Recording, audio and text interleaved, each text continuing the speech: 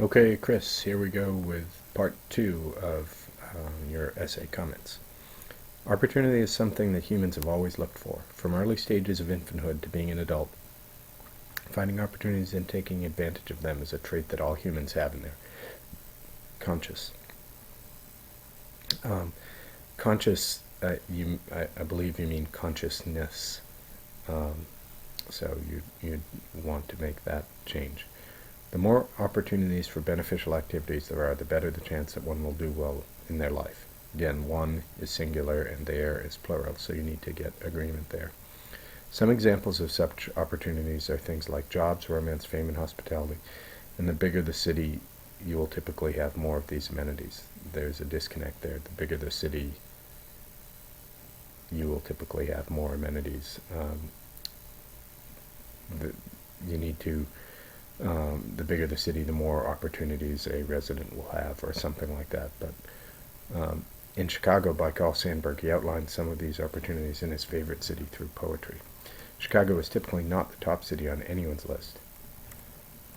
I think that's a little bit of a generalization, and anyone's should have an apostrophe S because it is possessive. But he defends the city by saying it is bragging and laughing that under his wrist is the pulse, and under his ribs the heart of the people, laughing.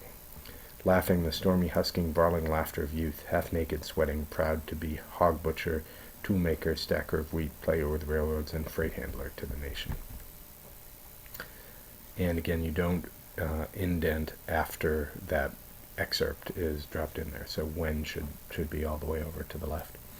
When a city such as Chicago is personified in such a manner, it really proves that most people enjoy living with such excellent opportunities.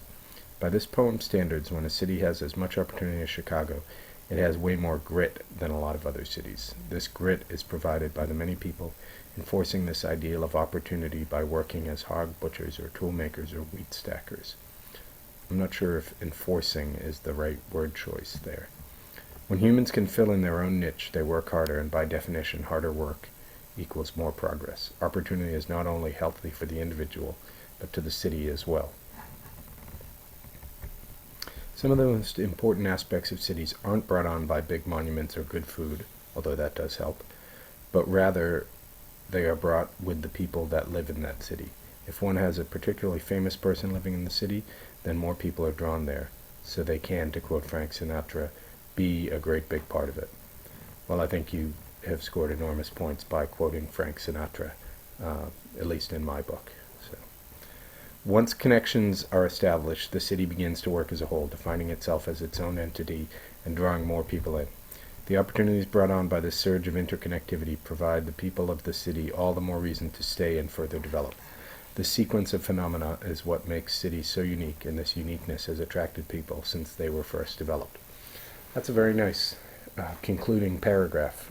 Good job. You've brought the pieces together nicely without exactly restating the thesis statement, and it really feels like you bring the essay to a close effectively.